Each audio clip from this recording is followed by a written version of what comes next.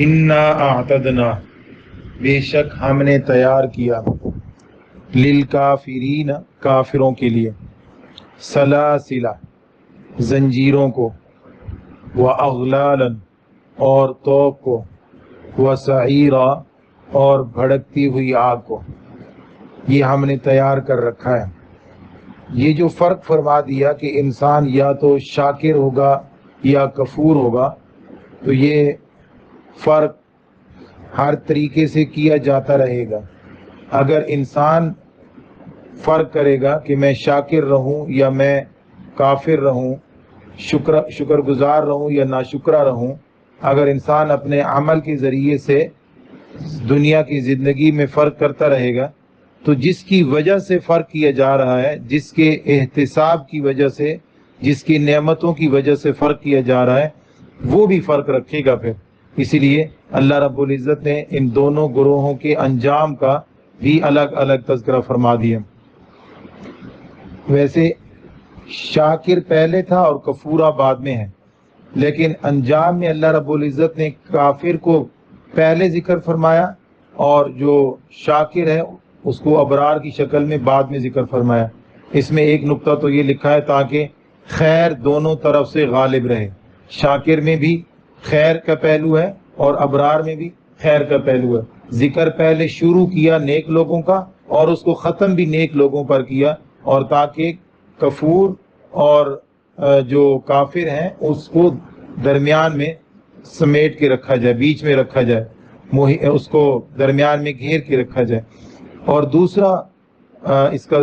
دوسری اس کی وجہ یہ ہے کہ نعمت اور انعام، اس کے اندر بھی ایک کشش ہے نیک کام کرنے کے لیے۔ آپ انعام دے کر، نعمت دے کر، سراہ کر یا کسی کی حوصلہ افزائی کر کے اس کو اچھائی پر ابھار سکتے ہیں۔ اسی لیے ابرار کا آگے جو تذکرہ ہے وہ نعمتوں کے ساتھ کیا گیا ہے کہ جو نعمتیں ملیں گی اس کی وجہ سے ابرار کی حوصلہ افزائی ہوتی ہے اور وہ نیک کام کرتے ہیں۔ لیکن اس سے زیادہ کسی نیک کام پر ابھارنے کا زیادہ مؤثر ذریعہ جو ہے وہ ہے کہ آپ برائی کا عذاب اور سزا کا ذکر کریں۔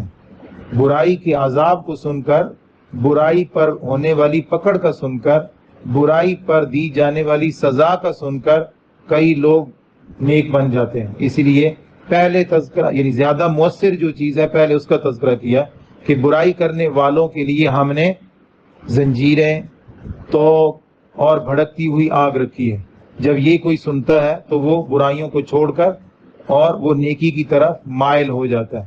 پھر جیسی نیکی کی طرف مائل ہوتا ہے تو اسے اس نیکی پر ملنے والے انعامات کا بھی سنا دیا جاتا ہے ذکر۔ اس لیے ابرار کا ذکر بعد میں فرمایا۔ پھر یہاں پر ابرار وہ لوگ ہیں جو خیر کی طرف مائل ہوں، خیر، بھلائی، نیکی، ہمدردی، یہ سارے بر کے معنی میں ہیں۔ بر کے معنی میں یہ ساری چیزیں ہیں اور بر کے ہی لفظ سے ابرار ہے۔ یشربون من کأس، وہ پیئیں گے ایک کأس سے۔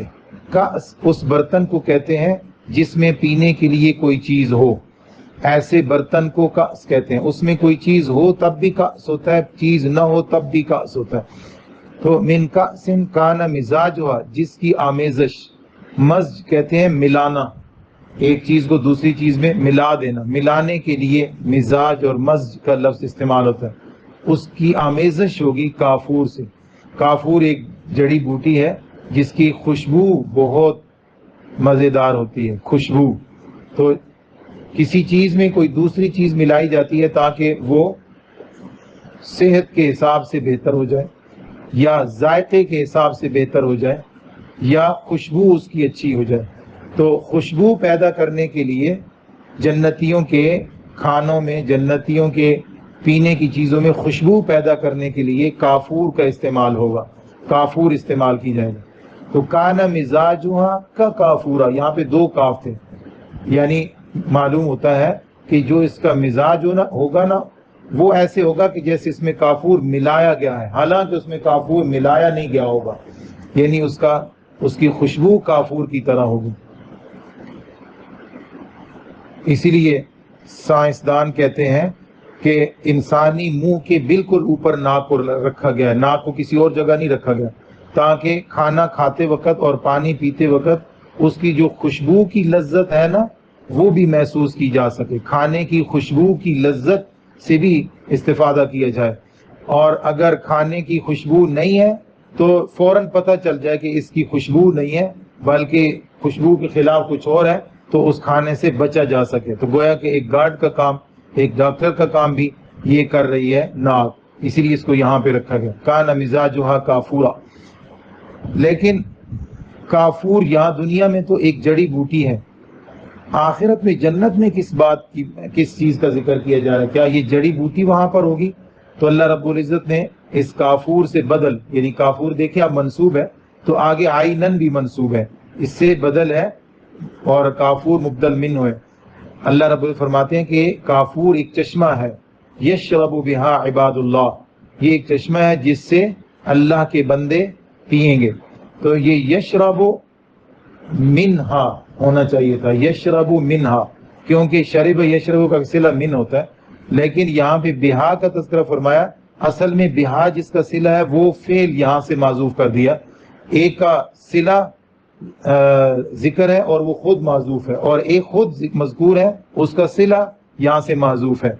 تو یہ کلام کے اندر بہت زیادہ گویا کہ وسعت پیدا کرنے کے لیے اس طرح کا طریقہ اختیار کیا گیا۔ اصل میں ہے عین یشرب منہا ویتلذ بہا، یلتذ بہا، یلتذ بہا، اصل میں یہاں پہ فعل یہ تھا، یلتذ کا مطلب اس سے لذت حاصل کریں گے۔ تو ایک چشمہ ہے جس سے نیک لوگ اللہ کے بندے پئیں گے بھی اور اس سے لذت حاصل کریں گے۔ یلتذ بہا عباد اللہ، یہ اللہ رب العزت نے انعام کے طور پر ذکر فرمایا۔ ابرار کے لیے ایک محفل کا تذکرہ فرمایا، جس محفل میں ابرار بیٹھ کر خوب مزے کی چیزیں پئیں گے، اور ایک چیز کا ذکر فرمایا جس کے اندر کافور ملا ہوا ہوگا، اور کافور ایک چشمہ ہے۔ پھر فرمایا کہ اس جگہ پہنچنے کے لیے کوئی سفر کا سامان نہیں باندھنا پڑے گا، کوئی سفر نہیں کرنا پڑے گا، دور دراز کا سفر کر کے اس چشمے پر آنا نہیں پڑے گا، بلکہ یفجرونہا تفجیرا، اس چشمے سے نہریں نکال کر اہل جنت اپنے گھروں تک لے جائیں گے، اپنے گھروں کے باہر صحنوں تک لے جائیں گے، اپنے گھروں کے باہر موجود باغات تک لے جائیں گے۔ یہ وافر مقدار میں اہل جنت کو یہ پینا دیا جائے گا۔ تو اس پینے کے لیے انہیں اس چشمے پر نہیں آنا پڑے گا، بلکہ اسی جگہ جہاں پر ان کی رہائش ہوگی اسی جگہ تک ان کو یہ دستیاب ہوگا۔